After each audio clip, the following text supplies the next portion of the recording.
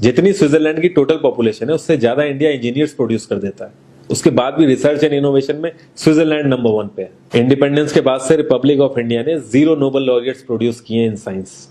USA ने 100 plus कर दिए। ASER की रिपोर्ट के हिसाब से 83% एजुकेटेड इंडियंस एम्प्लॉयबल ही नहीं है।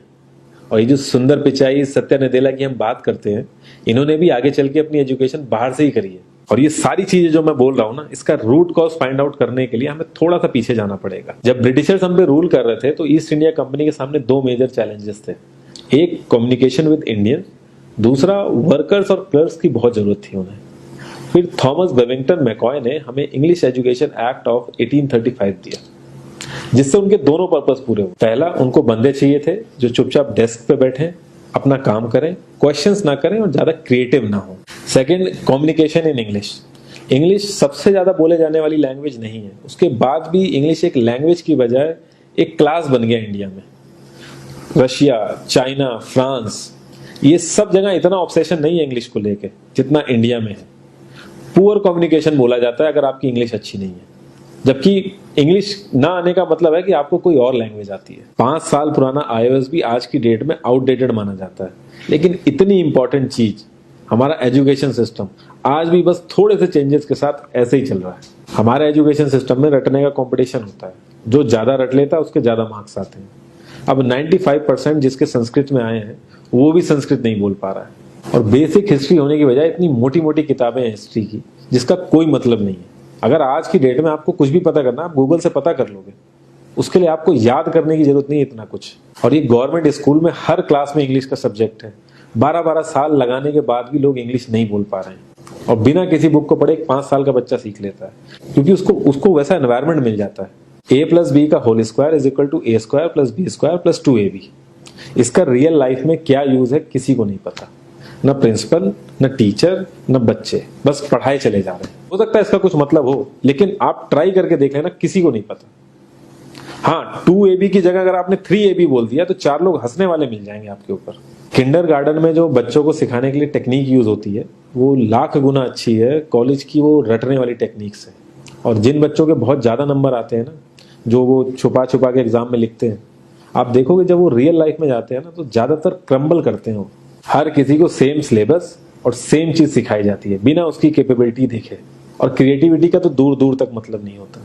अब एक लाइन से आप शेर, मछली, सांप, हाथी सबको लाइन से खड़ा कर दो और उनसे कहो पेड़ पे चढ़ो, उनको तो जिंदगी भर यही लगेगा ना कि वो तो किसी काबिल ही नहीं है।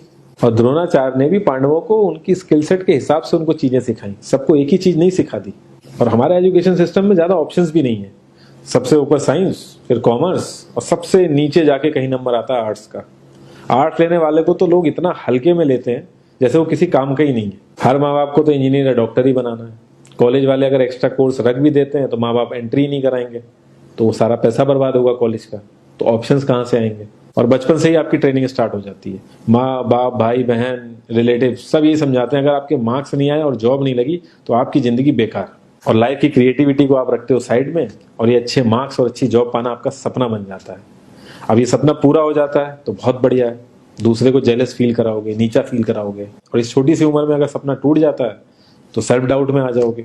इतना बाहर वाले आपको नीचा नहीं समझेंगे जितना आप खुद की नजरों में गिर जाओगे। आप किसी भी 4-5 सक्सेसफुल आदमियों के बारे में सोच के देखिए जिन्हें आप बहुत सक्सेसफुल मानते हो या जिनकी तरह लाइफ आप जीना चाहते हो।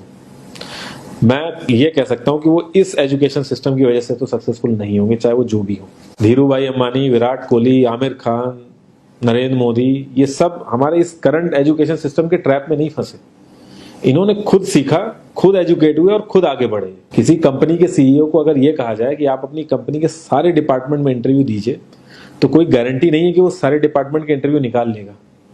और ये भी हो सकता है कि वो आधे से ज्यादा डिपार्टमेंट के लिए क्वालिफाई ना करे एजुकेशन वाइज, लेकिन वो पूरी कंपनी चला सकता है। तो ये जो एक स्किल है, इसके बारे में बात क्यों नहीं होती? लोग अपनी 25% से ज्यादा जिंदगी इस करंट एजुकेशन सिस्टम में लगा देते हैं ताकि अपने से कम पढ़े लिखे आदमी की कंपनी में जाके उसके सपने पूरे कर सकें। इंडिया का जो करंट एजुकेशन सिस्टम है, अगर वो इतना ही अच्छा है तो जो भी सेलिब्रिटीज हैं, पॉलिटिशियंस हैं, वो अपने बच्चों को बाहर क्यों भेज रहे हैं पढ़ने के लिए? इनफैक्ट पॉलिटिशियंस के साथ तो ऐसा करना चाहिए जिस एरिया से वो जीते हो उसी एरिया के गवर्नमेंट कॉलेज में उनके बच्चे को पढ़ना कंपलसरी हो जाए, तभी वहां के गवर्नमेंट कॉलेज सुधर सकते हैं। 368 प्यून की जॉब के लिए 1.5 लाख ग्रेजुएट और 24,968 पोस्ट ग्रेजुएट ने अप्लाई किया।